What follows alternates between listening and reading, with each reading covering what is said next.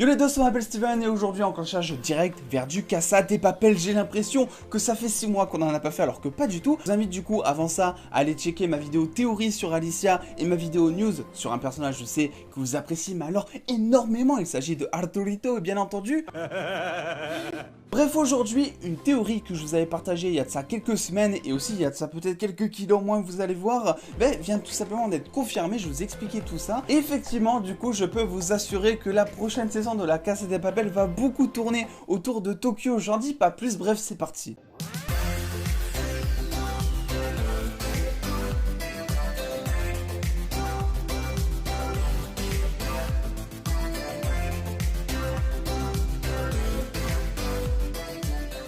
Alors bien entendu, je vous laisserai me donner votre avis en commentaire sur un petit peu cet arc scénaristique qui va être apporté, puisque là maintenant c'est sûr. Alors avant ça, une petite mise en bouche pour ceux qui n'étaient pas là il y a un mois. D'ailleurs, bienvenue à vous si jamais. Effectivement, il y a de ça un mois, je vous partageais déjà deux news. La première, tout simplement que Tokyo, Ursula Corbello, comme on dit dans le milieu, l'actrice, avait donc remis une perruque qui ressemblait, enfin c'est pas qui ressemblait, c'est que c'était exactement la même, à sa coupe de cheveux finalement de saison 1. Et pour ceux qui me disent, elle s'est coupé les cheveux, non, c'est une fucking perruque, parce qu'il faut rester dans la continuité de la saison 4 et que dans la saison 4, elle a pas les cheveux comme ça. Bref, dans tous les cas, cette installation assez phénoménale de perruque qui ici veut dire tout simplement qu'on va avoir des flashbacks autour de Tokyo dans son passé, en tout cas vers la saison 1 ou même avant la saison 1, c'est confirmé par l'arrivée au casting d'un nouvel acteur. Ce nouvel acteur qui s'appelle donc Miguel Angel Silvestre a été aperçu avec Tokyo, notamment sur des photos de tournage, encore des photos de tournage et encore des photos de tournage, et jusque là, c'est vrai qu'il n'y avait pas grand chose à interpréter. Donc du coup, c'est vrai que quand cet acteur a été annoncé au casting, c'est vrai que pour théoriser c'était un peu compliqué jusque là, voilà. Il peut jouer tout et n'importe quoi,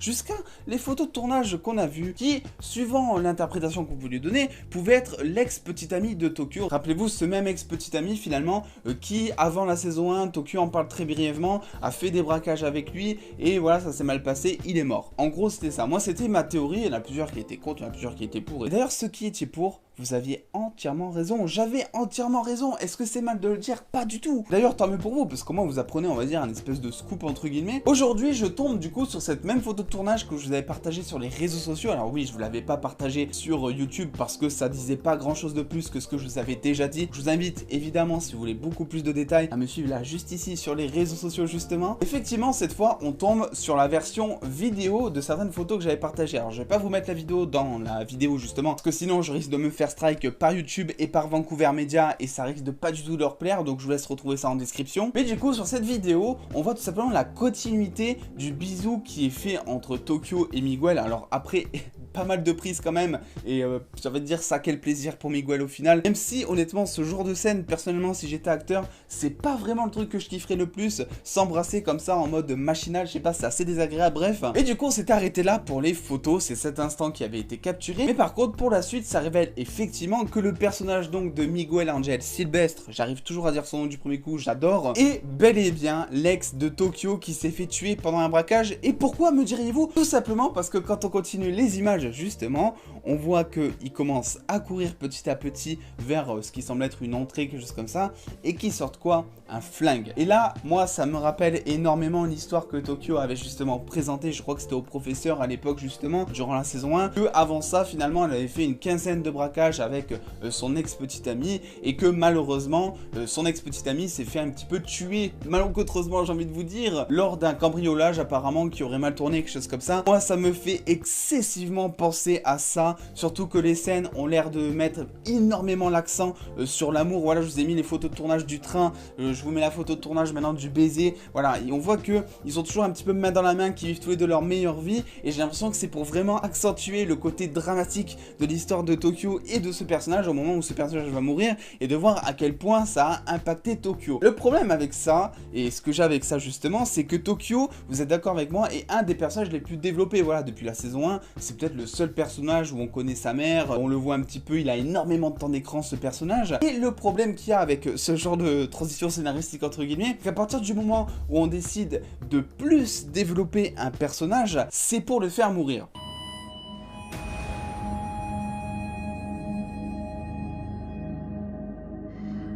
Vous me direz, c'est compliqué parce que Tokyo, c'est la narratrice de l'histoire et c'est vrai qu'il y en a énormément ça depuis la saison 1 qui sont persuadés, et peut-être moi aussi quelque part, peut-être que j'imagine que Tokyo est safe, mais qui sont persuadés en tout cas que Tokyo ne va pas mourir parce que c'est elle qui raconte l'histoire, ce qui veut dire que c'est son elle du futur qui raconte des événements passés et que nous on est en train de voir ces événements passés finalement. Et du coup, dites-vous bien qu'on arrive en dernière saison et que, imaginons que c'est une certaine Tokyo du futur qui raconte cette histoire, je sais pas, il y en a beaucoup qui parlent de Tokyo qui est au tribunal et qui témoigne, ou de Tokyo qui est en prison.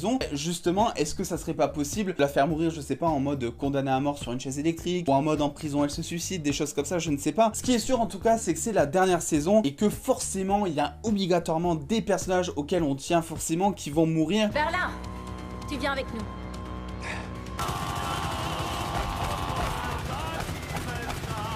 Et le fait finalement de développer encore plus Tokyo alors que c'est la dernière saison, ça me paraît extrêmement bizarre parce que finalement le professeur n'a pas eu droit finalement à tout ce développement alors que pourtant il est bien plus vieux, il est bien plus intéressant psychologiquement, en tout cas c'est mon impression. Je pense qu'effectivement s'ils n'ont pas surdéveloppé le personnage du professeur, c'est surtout parce qu'ils veulent le garder safe et qu'ils gardent peut-être son développement à peut-être une série spin-off, tout ça, mais ça je vous laisse aller checker justement la vidéo qui en parle. Dans tous les cas, Tokyo pour moi est le personnage le moins probable à développer parce que forcément on pensait qu'il était safe. Quand tu vois ce genre de choses, quand tu veux finalement créer de l'attachement entre le spectateur et le personnage, ce que tu fais, c'est que tu racontes le passé du personnage pour savoir d'où il vient, qu'est-ce qui l'a rendu comme ça, qu'est-ce qui l'a changé comme ça, qu'est-ce qui l'a fait rentrer dans le monde criminel entre guillemets. Et une fois que tu arrives au bout, tu te rends compte que ton personnage il crève et là tu te dis putain c'est dommage, sans déconner, je venais juste de l'aimer ce...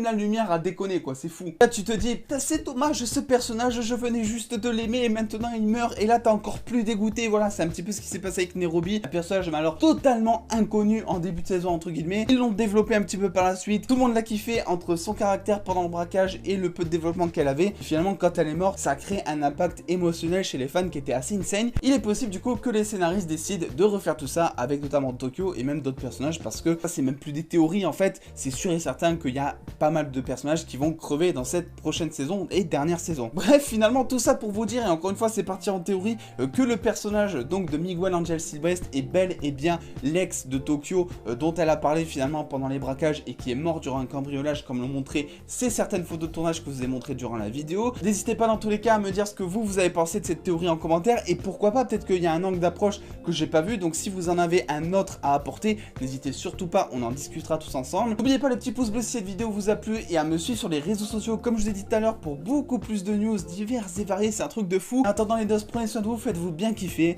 des bisous les dos.